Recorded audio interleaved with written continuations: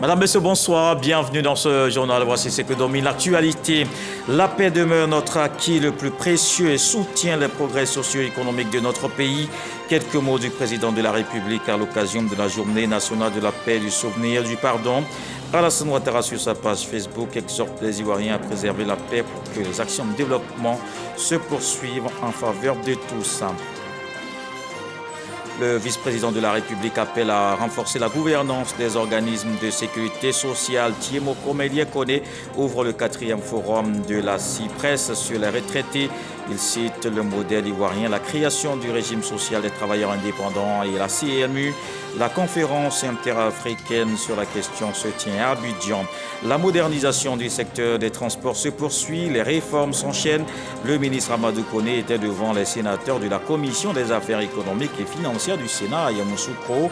2 textes adoptés, un projet de loi sur l'aviation civile et l'ordonnance sur les règles en matière de transport intelligent. Fin du sommet du G20 à Bali aujourd'hui. La guerre en Ukraine a largement dominé les débats. Les dirigeants sont d'accord sur un texte commun qui condamne fermement la guerre en Ukraine. Ils appellent à la reconduction de l'accord sur les exportations des céréales et à l'encadrement du coût de l'énergie. Les Ivoiriens ont célébré hier la journée nationale de la paix. À cette occasion, le président de la République a invité les populations à préserver la paix, ce bien qui coûte cher à tous. L'on pouvait lire sur sa page Facebook, je cite, « La paix demeure notre acquis le plus précieux et soutient les progrès socio-économiques de notre pays. Elle est notre œuvre commune et notre succès collectif. Sachons la préserver. » Fin de citation. On reviendra justement sur la célébration de la Journée nationale de la paix, célébrée officiellement à Douékoué. Et la paix qui permet de poursuivre les actions en faveur des populations. Le vice-président de la République au forum de la CIPRES sur les retraités en Afrique, Thiemo Komélié-Koné, a procédé à la cérémonie d'ouverture de ce 4e rendez-vous. La rencontre porte sur l'équilibre financier de la branche retraite pour une meilleure couverture sociale des populations. Jérôme Kofi Abolin. La CIPRES, c'est la conférence interafricaine de la prévoyance sociale. En ouvrant les travaux de son 4e forum international sur les retraités en Afrique, qui se tient sur les bords de la lagune Ébrié à compter de ce mercredi 16 novembre 2022, la CIPRES fait ainsi un grand honneur au district autonome d'Abidjan via la commune de Cocody. Il me soit permis de saluer et d'adresser tout particulièrement mes remerciements à la CIPRES qui a bien voulu porter son choix sur la Côte d'Ivoire et particulièrement le district autonome d'Abidjan, vitrine de la Côte d'Ivoire, solidaire. Cela me remplit de fierté et honore grandement la population abidjanaise. La cérémonie officielle d'ouverture est présidée par le vice-président de la République, Thiemo Komélié-Koné. C'est l'occasion que saisit le ministre de l'Emploi et de la Protection sociale pour rassurer quant à la politique menée par le gouvernement dans le cadre de la protection sociale. Grâce aux courageuses réformes du système des pensions intervenues en 2012, nous pouvons affirmer sans crainte que le système de retraite en Côte d'Ivoire est pérenne et financièrement viable. Cette importante santé financière de nos organismes a conduit son Excellence, Monsieur le Président de la République, à procéder le 6 août 2022 dernier à la 3e révalorisation des pensions de retraités, des retraites en 4 ans, à hauteur de 5% dans le secteur privé, tout en préservant l'équilibre de la branche retraite sur le long terme. Le vice-président de la République, procédant à l'ouverture du forum, indique que la retraite ne doit pas être perçue comme une fatalité. Pour Thiemo Komélié-Koné, l'État de Côte d'Ivoire ainsi que les institutions de prévoyance sociale veillent au grain afin de permettre aux personnes retraitées de connaître une vie meilleure. Nous sommes tous conscients que l'âge de la retraite correspond la plupart du temps à un moment d'angoisse, un moment d'incertitude, de doute. Cette anxiété que l'on ressent après avoir travaillé, servi toute sa vie durant une entreprise, une administration publique ou un pays, est certes légitime. Mais il serait bien triste d'en faire une fatalité. C'est pour réussir le troisième âge et le rendre plus paisible, moins redoutable, que nous sommes là tous aujourd'hui. Il est donc urgent de renforcer la gouvernance des organismes de sécurité sociale, d'étendre leur couverture aux populations non encore couvertes et de rechercher des ressources additionnelles afin de préserver l'équilibre financier de la branche retraite sur le long terme. En Côte d'Ivoire, sous la conduite éclairée et la haute vision du président de la République, son Excellence M. Alassane Ouattara, le gouvernement a mené depuis 2012 des réformes majeures du système de pension dans les secteurs publics et privés. L'ambition affichée était également de faire des institutions de prévoyance sociale des acteurs plus actifs sur le segment de la redistribution des richesses et de la lutte contre la pauvreté, mais aussi sur celui des investissements productifs, à l'instar des caisses de retraite modernes. Pour le succès des travaux, le vice-président de la République souhaite que ce forum soit une plateforme privilégiée de partage des meilleures pratiques en matière de sécurité sociale. Les travaux qui se tiennent pendant 3 jours au Sofitel Abidjan Hôtel Ivoire portent sur le thème « Équilibre financier de la branche retraite dans la zone Cyprès », gage d'une meilleure couverture sociale des populations. Et au cours de ce forum, les participants vont faire des propositions pour une meilleure protection sociale, vivante et sécurisée. Les organismes de prévoyance de Côte d'Ivoire vont présenter les réformes qui permettent d'améliorer les conditions de vie des retraités. Et vous le savez, depuis quelque temps, un régime prend en compte les travailleurs du secteur informel. On en parle avec Serge Coléa. L'équilibre financier de la branche retraite dans la zone Cyprès, gage d'une meilleure couverture sociale des populations. C'est le thème au centre des débats du 4e Forum international de la Conférence interafricaine de la prévoyance sociale. Valoriser, augmenter de manière significative l'intervention des caisses auprès non seulement des retraités, mais également des couches défavorisées qui ne sont pas encore couvertes. Et dans ce sens-ci, l'exemple de la Côte d'Ivoire est une source d'inspiration. Les associations de retraite ont été également associées aux travaux. Elles auront leur mot à dire. À chaque fois qu'il y a une augmentation des salaires de ceux qui sont en activité, il faut aussi penser aux retraités. Les réformes, effectivement, nous touchent. Et le retraité aujourd'hui se sent à l'aise, se sent vraiment heureux. Je pense qu'au départ, ce n'était pas ça du tout. La retraite avait un visage hideux.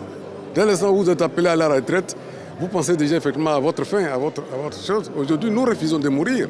Les responsables des institutions de prévoyance sociale en Côte d'Ivoire se réjouissent des réformes conduites par le chef de l'État au profit des retraités.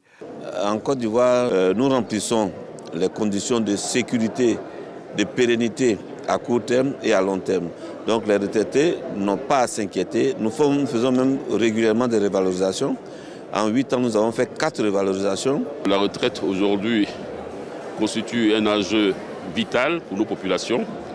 C'est pour cela que le gouvernement ivoirien, sous la très haute vision éclairée et avant-gardiste de son Excellence Alassane Ouattara, président de la République de Côte d'Ivoire, a mis en place un deuxième pilier de retraite, qui est la retraite complémentaire par capitalisation, qui fait appel à l'effort individuel des travailleurs et qui eux-mêmes maintenant leur propre retraite. L'ambition aujourd'hui, l'objectif affiché, c'est de faire en sorte que le travailleur, quand il part à la retraite, puisse se rapprocher de plus près de son salaire d'activité.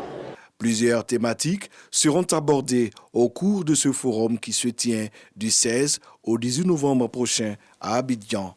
Entre autres, les enjeux politiques, économiques et sociaux de la retraite, la gouvernance et la stabilité financière, ainsi que les réformes de la branche retraite. Et l'actualité, c'est aussi la célébration de la Journée nationale de la paix, du pardon et du souvenir. Hier, la ville de Douekoué, dans l'ouest du pays, a abrité ce 15 novembre. L'événement s'est déroulé en présence du Premier ministre. Patrick Hachi était accompagné de plusieurs membres du gouvernement pour parler de consolidation de la paix, de l'unité et de la cohésion sociale. Alexis Ouedraogo. Quand le Premier ministre arrive ce mardi à Douekoué, carrefour du peuple ouai, Sa première rencontre est pour les chefs traditionnels. La région qui a connu les affres des crises qui ont secoué le pays est désormais engagée à pardonner. Si tu sois musulman ou chrétien, vous savez que là où il y a l'amour, il y a la paix. Pour dire que Diokwé doit être le havre de paix, quand la paix reviendra à Diokwé, la paix va se portera mieux. Voici de l'amour. Des mots salués par le chef du gouvernement qui promet les rapporter fidèlement au chef de l'État. Cap sur une autre scène, la place publique de Diokwé, où les populations ont répondu nombreuses à l'appel de la paix. La ville abrite cette année la journée nationale de la paix, couplée à celle du souvenir et du pardon. La mobilisation exceptionnelle de ce jour est la preuve édifiante que les Ivoiriens veulent la paix aujourd'hui, ils veulent la paix demain, ils veulent la paix toujours. Des mots soutenus par les élus et cadres de la région qui acceptent de se donner la main pour bâtir une région plus forte et unie. Allez donner la bonne nouvelle, allez donner la bonne nouvelle à nos parents, que ici dans le Guémon, dans le Cavalier, dans le Tombi, nous célébrons la paix. La 26e édition de cette journée autour du thème « Se souvenir, se pardonner pour construire ensemble un avenir » voit la participation de toutes les couches de la société, partis au pouvoir et opposition. Je voudrais lancer un appel à tous ceux qui sont encore en exil, afin qu'ils retrouvent leurs parents qui les attendent tant. Il est des autorités publiques contre les ouels et paresseux. Mais je crois que dans la réflexion, c'est parce qu'ils ont choisi les travaux bureautiques et ils s'exportent facilement dans les autres régions qu'ils ne peuvent pas mettre en valeur leur terre. Je les invite donc à pouvoir s'approprier ces terres et à savoir qu'elles peuvent procurer de la richesse.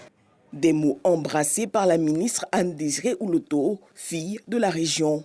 La République nous fait l'honneur de faire de Diokwé ce 15 novembre la capitale de la paix, du pardon et du souvenir.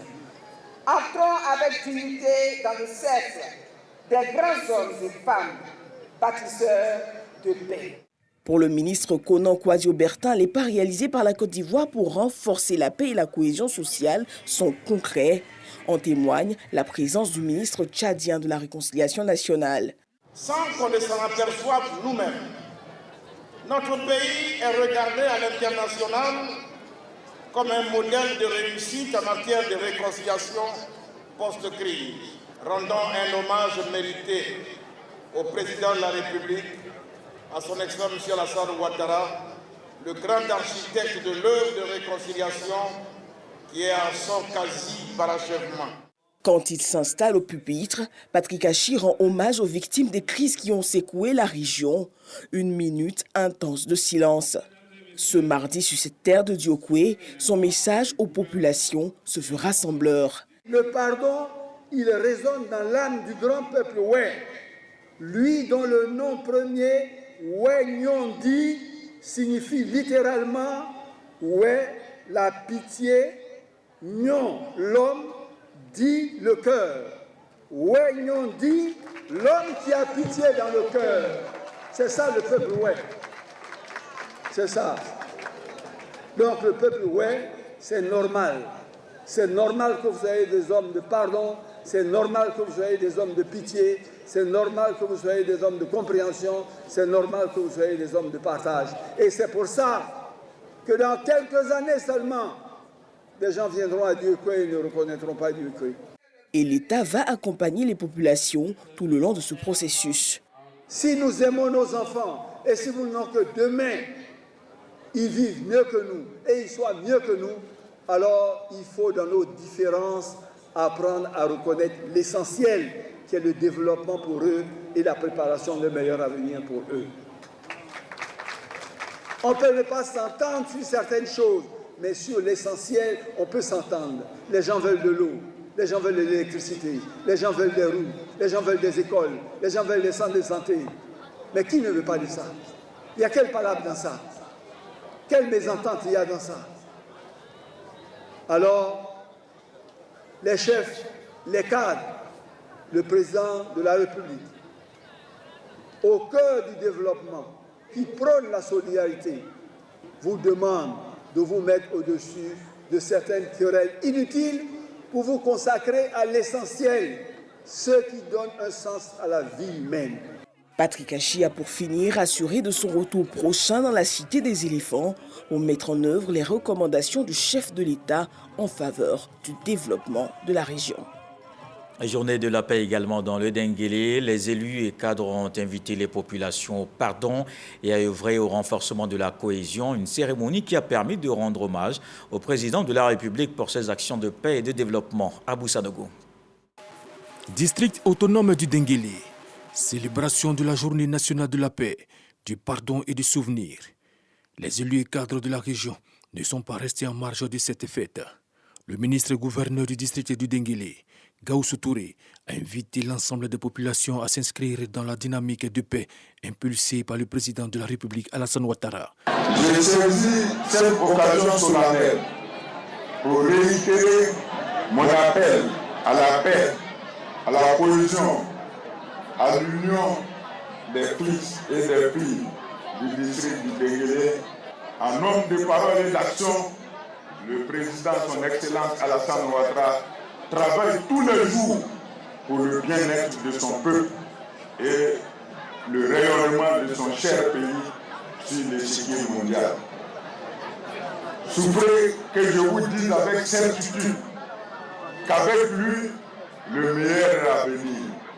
La ministre de la Famille, de la Femme et de l'Enfant, Nassene Batouré, a relevé le leadership du chef de l'État Alassane Ouattara et a exhorté les filles et fils du Denguélé au pardon et au développement de leur district. Nos jeunes sont notre espoir. Chers parents de Djélé, nous devons cultiver le vivre ensemble. Je voudrais donc exhorter les populations d'ici, hommes et femmes, jeunes, à être des artisans de paix. Cette cérémonie qui a vu la participation de l'ensemble du corps préfectoral et des élus et cadres du district autonome du Denguélé a été ponctuée de plusieurs messages de paix prononcés par les responsables de jeunesse, des guides religieux et les chefs traditionnels. Et à l'instar de tout le pays, Toumoudi a vibré aussi au rythme de la célébration de la Journée nationale de la paix. Les populations rassemblées autour de la ministre-gouverneur Raymond Goudou Kofi, elles ont suivi avec intérêt les différents messages délivrés pour le triomphe de la paix partout en Côte d'Ivoire. Voici le reportage de Kader Sogodoko. Sous-préfecture de Toumoudi, un défilé ouvert par les chefs traditionnels fait son entrée. Guides religieux, élèves, enseignants, femmes des champs et des marchés, tous se succèdent dans une ambiance à bon enfant. Toumoudi célèbre ainsi la Journée nationale de la paix. Les populations sorties en grand nombre étaient rassemblées autour de la ministre-gouverneur Raymond Goudou Kofi. Son intervention s'est articulée autour de la nécessité pour tous de s'identifier à une valeur fondamentale, la paix. Lors de la présidentielle de 2020 et puis les élections locales de 2021, Toumoudi a été particulièrement touché par des violences et les communautés se sont affrontées. Et depuis, les choses se sont revues donc au calme. Les communautés se sont retrouvées et tout le monde a fumé le calumet de la paix. Il était donc important pour moi, en tant que premier responsable du district autonome des Lacs, de rassembler toutes les couches socio-professionnelles, toutes les couches, les partis politiques, pour que main dans la main, nous puissions aujourd'hui montrer à la face de la Côte d'Ivoire et plus particulièrement à la face du monde entier qu'en Côte d'Ivoire, nous savons prôner la paix. Plusieurs motions, lui, ont traduit l'engagement des populations de Toumoudi à tourner dos à la violence. Elles annoncent un autre départ pour un Toumoudi nouveau. La flamme de la paix. Une flamme générationnelle qui passe de main en main traduit cette volonté de Raymond Goudou et Toumoudi de sortir de l'ornière. Justement, le ministre tchadien de la Réconciliation s'inspire du processus de paix et de cohésion en Côte d'Ivoire. Depuis quelques jours, il est à Abidjan pour voir comment le pays entretient cette denrée importante pour le développement. Il a rencontré son homologue ivoirien, Kwadio Kono Bertin. Il dit être venu écouter et apprendre. Lorgoretti, Jean-Marc Djadji. Le ministre tchadien de la Réconciliation en visite en Côte d'Ivoire pour s'inspirer du modèle ivoirien en termes de réconciliation. Fraîchement nommé à ce poste dans son pays, Abderrahmane Koulamala est venu voir, écouter et copier la formule de réconciliation à l'ivoirienne. Sa visite a débuté par la célébration de la fête nationale de la paix à Diokwe, puis un tête-à-tête avec le ministre Kwadwo Konan-Bertin. Émerveillé par le modèle ivoirien de réconciliation nationale, mais surtout par la grande capacité que les Ivoiriens ont eue pour réconcilier, unir, rassembler le peuple ivoirien. Je viens juste de passer comme ministre de la réconciliation nationale et je voulais que mon action soit une action réussie. Et quel modèle peut mieux nous inspirer que le modèle ivoirien? La journée de la paix et de la réconciliation est une bonne décision. Nous voulons faire la même chose que vous. Le 12 février représente pour les Tchadiens la première guerre civile au Tchad. Et il faut que tout ça soit validé par les plus hautes autorités du Tchad et qu'il soit accepté. Pour Kwadwo Konan-Bertin, cette visite est un encouragement à faire mieux pour réconcilier davantage les Ivoiriens et renforcer la cohésion sociale. L'architecte de notre réconciliation, c'est le chef de l'État, c'est le président de la République, c'est son Excellence M. Alassane Ouattara. Si l'on reconnaît de très loin les mérites de notre système de réconciliation, on dirait alors en ce moment-là, à tout seigneur, tout honneur, toute la gloire revient au chef de l'État. Une matrice nationale a été remise au ministre tchadien et à sa délégation. Elle comporte le bilan des actions entreprises et des perspectives de l'État pour la cohésion nationale. Je vous emmène à Yamoussoukro, le ministre des Transports devant la Commission des Affaires économiques et financières du Sénat. Amadou Koné était porteur de deux projets de loi, le premier sur l'aviation civile et le second est une ordonnance sur les règles applicables en matière de transport intelligent, deux textes qui épousent l'élan de modernisation des transports en Côte d'Ivoire. Kader Sogodogo. Dans l'environnement aéronautique international, les choses évoluent vite. Les législations doivent suivre. Le renforcement du pouvoir des inspecteurs, la prise en compte des drones, sûreté de l'aviation civile, bureau d'enquête. Un projet de loi portant code de l'aviation civile est présenté dans ce sens. Nous avons donc des ambitions fortes pour nos aéroports, à commencer par l'aéroport d'Abidjan et pour notre compagnie aérienne qui est Air Côte d'Ivoire. Donc il était important que nous puissions avoir les meilleures notations possibles. Pour ce faire, il y avait une condition, c'était que nous ayons une loi, qui est le code de l'aviation civile, donc qui soit à tout point de vue conforme donc aux dispositions internationales. Le transport intelligent qui consiste à intégrer les technologies de l'information et de la communication pour améliorer la mobilité, la sécurité routière et la sûreté. Avec la construction et la réhabilitation de routes, cela constitue un moyen efficace pour parfaire les choses. La vidéosurveillance et les autres moyens de répression ont permis, pour les 3 derniers mois, d'enregistrer 50,62% de décès liés aux accidents routiers en moins de 23% de blessés. L'introduction des motos dans le paysage des transports abidjanais reste un danger permanent. Les transports intelligents, un projet de loi qui vient à propos. Vous constaterez que sous la haute égide du président de la République, nous avons procédé à de nombreuses réformes dans ce secteur.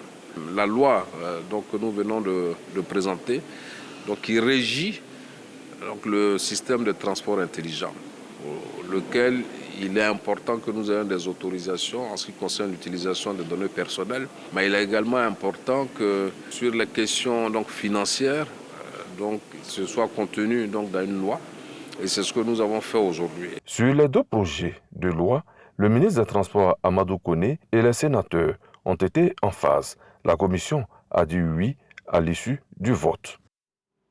On reste à Yamoussoukro. L'Office national de l'état civil et de l'identification continue sa mission pour des données fiables et sécurisées.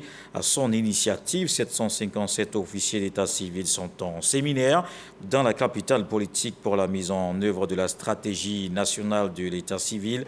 Au menu, le bilan de la phase pilote réalisée en 2021 et la perspective de poursuite du déploiement des outils lors d'une phase de consolidation régionale prévue pour 2023. Allons dans le nord du pays, à Togoniéré, une sous-préfecture du département de Ferké. L'association Wokala vole au secours des enfants de l'école primaire de la localité. Le président de cette association, Daniel Kosomina Ouattara, a signé récemment une convention avec une fondation. Vous allez le voir, c'est un partenariat pour plus d'actions de solidarité. Abou Sanogo. Échange de parapheurs, remise de kits scolaires. L'association Wokala et la Fondation Future Africa s'engagent désormais dans un partenariat pour soutenir la scolarisation des enfants de la sous-préfecture de Togoniéré dans le département de Ferké-Sédougou. L'éducation, un moyen sûr de lutte contre toute forme de précarité, un axe prioritaire donc pour l'association Wokala et son président, Ouattara Kosomina Daniel, qui entendent mettre tout en œuvre pour une école de qualité à Togoniéré. Dans l'évolution actuelle de ce monde qui appelle à la solidarité, je voudrais nous appeler au rassemblement autour des projets fédérateurs, valeurs humaines, de partage et de convivialité et de paix pour que nous œuvrions ensemble pour le bien-être et la sécurité de nos parents. Le président de la Fondation Future Africa, Chaltier, donnant un sens à son engagement aux côtés des écoliers de Togoniéré à travers un important don de kits scolaires, a assuré l'association Wokala de s'aimer les graines de la solidarité au profit des populations de cette localité. La graine que moi j'ai voulu semer il y a quelques années en créant la Fondation Future Africa, c'était de faire en sorte que des enfants, quelle que soit la famille dans laquelle ils naissent, aient une chance de pouvoir aller à l'école. Au nom du ministre d'État, ministre de la Défense Téné Birema Ouattara, par ailleurs parrain de la cérémonie, le préfet de région du Tchologo a offert un biodigesteur à l'école primaire de Togoniéré et un composteur à la coopérative Dénon. Un don d'une valeur de 3 millions de francs CFA. Jean-Pierre Souris a exhorté ainsi les cadres et élus à la cohésion pour impulser le développement de Togoniéré. Plusieurs tonnes d'engrais ont été offertes au chef du canton Palaka, une promesse du ministre-gouverneur du district des Lacs, Raymond Kofi Goudou. En sport, vous le savez, la Coupe du Monde, c'est sans la Côte d'Ivoire. Mais les éléphants comme la fenêtre FIFA par des matchs amicaux, ils se sont largement imposés. Aujourd'hui, 4-0 face aux Hirondelles du Burundi. La rencontre disputée au Maroc ce mercredi. Dans l'actualité politique, le secrétariat national en charge du monde associatif du RHDP se met au travail. Les responsables des mouvements de soutien et associations ont été à une rencontre. Ils sont invités à se mobiliser pour les élections locales de 2023. Angela Diallo, Godefroy Okambawa. Les militants du Rassemblement des Oufouettistes pour la démocratie et la paix RHDP se préparent pour les prochaines élections. Pour ce faire, les cadres du parti échangent avec les responsables des mouvements de soutien et associations du parti. L'un des objectifs majeurs, c'est bien évidemment les élections de 2023 et naturellement de 2025. Cela ne peut être possible que si le parti, à travers ses démembrements, est bien organisé. Dans le cadre de la restructuration du parti et des élections de 2023 et de 2025, le secrétariat national en charge du monde associatif du RHDP a donné des orientations claires. Les mouvements et associations sont une force non négligeable dans la structuration d'un parti politique.